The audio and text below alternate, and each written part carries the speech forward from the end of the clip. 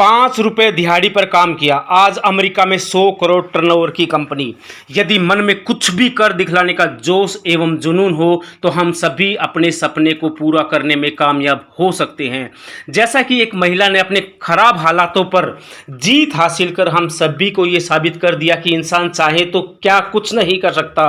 ज़मीन से आकाश तक का सफ़र इन्होंने अपनी पूरी ज़िंदगी लगा दी और आज पूरी दुनिया के सामने एक मिसाल के रूप में खड़ी है। आज हम उस महिला के बारे में चर्चा करेंगे जिनका बचपन का समय काफ़ी मुश्किल और कठिनाइयों से भरा हुआ है। तो चलिए बात करते हैं दक्षिण भारत के तेलंगाना की रहने वाली एक आम घरेलू महिला ज्योति रेड्डी, जिन्होंने अपने बचपन से लेकर अपनी शादी के बाद भी वो दिन देखे जब उन्हें 2 जून की रोटी के भी लाले थे। घर चलाने के लिए एक एक रुपये को मोहताज थी, परंतु अंदर हिम्मत थी कि चाहे कुछ भी हो जाए हार नहीं माननी।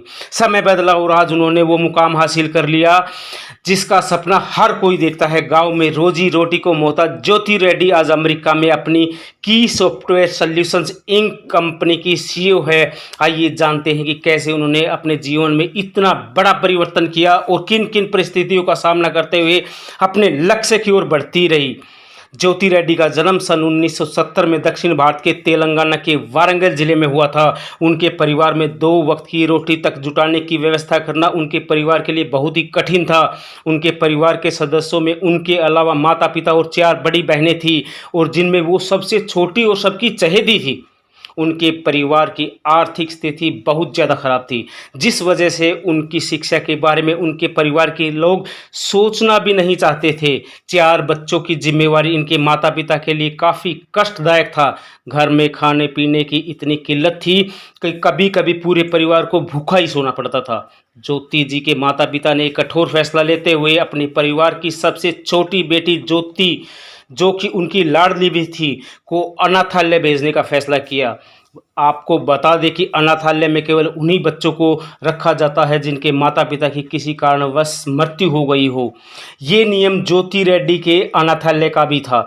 ज्योति को कभी भी कुछ ना बताने की शर्त पर उनके माता पिता ने मजबूरी में उन्हें अनाथालय छोड़ दिया ताकि उसकी अच्छी परवरिश व पढ़ाई हो सके। ज्योति अनाथालय में रहते हुए अपनी माँ से भी नहीं मिल पाती थी। उनका यह सफ़र काफ़ी कठिनाइयों और दुखों से भरा हुआ था। अनाथालय में रहते हुए वे अपने सुख दुख की बात भी कभी किसी से नहीं कर पाती थी। उनकी कठिनाइयों का समय यहीं तक सीमित नहीं रहा, बल्कि कम उम्र में उनका विवाह उनकी उम्र से दुगने शख्स के साथ कर दिया गया।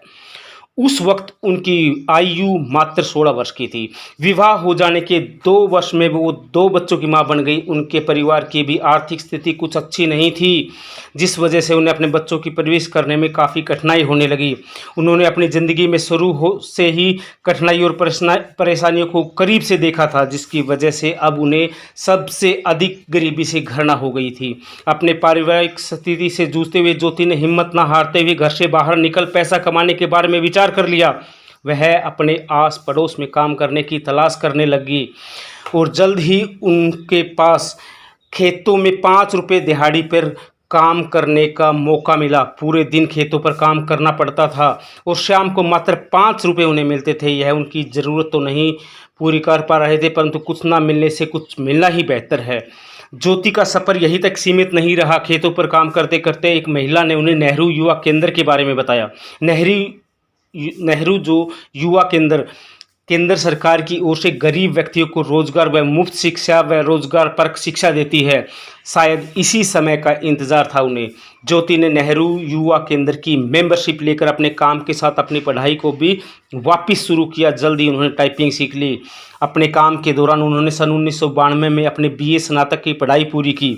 ज्योति में अपने घर की हालातों को सुधारने के लिए उन्होंने वहीं गांव के स्कूल में पढ़ाना भी शुरू कर दिया। यहां उनकी सैलरी ₹396 महीने की थी।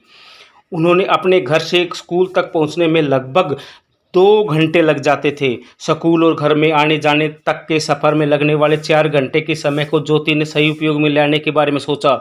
उन्होंने बाजार से कुछ साड़ियाँ खरीदी और अपने साथ स्कूल लेके जाने लगी। स्कूल से घर तक के रास्ते में पड़ने वाले गांव में वह साड़ियाँ बेचने लगी और उन्होंने अपने 4 घंटों का फ़ायदा भी रुपए कमाने में लगाया।